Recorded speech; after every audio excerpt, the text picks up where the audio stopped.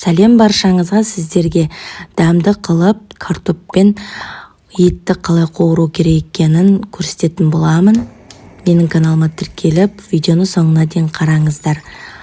Отымызды ашып, қазанымызға майымызды құйып, картопымызды тазалап алғаннан кейін құрғақ күйінде майымызға саламыз. Әбден картопымыз қуырылғанша осылай аунатып, екі жағын қызартып аламыз әбден. Осындай қызыл болып қуырылады да, оны бөлек ыдысқа алып қоямыз.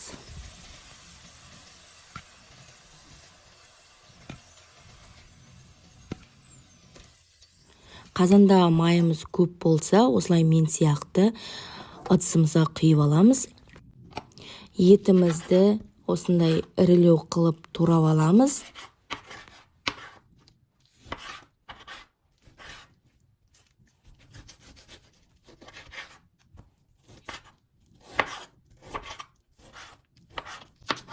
Бір дана пияз керек болады.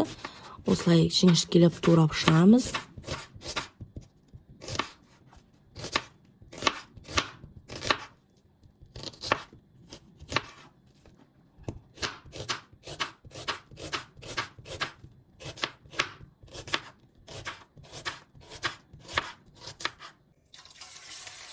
Қызып тұрған қазанымыздағы майымызға етімізді салып, дәмдеуіштерімізді саламыз. Дәмдеуіштерге тұз, қара бұрыш, паприка және тимьян салдым.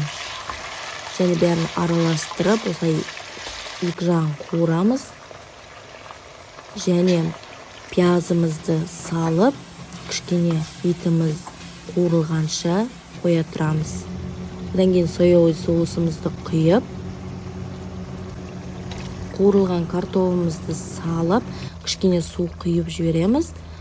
Бетін жауып, 40-50 минутта пісіреміз. Жай отта. 50 минуттан кейін ыдысымызға салып, кішкене сорпасын құйып жібереміз. Бетіне жуа мен укропты араластырып, бетіне қоямыз әсемдеп. Өте дәмді, жұмсақ болып шықты. Сіздерге жасауға кеңес берем. Ас болсын, сау болыңыздар.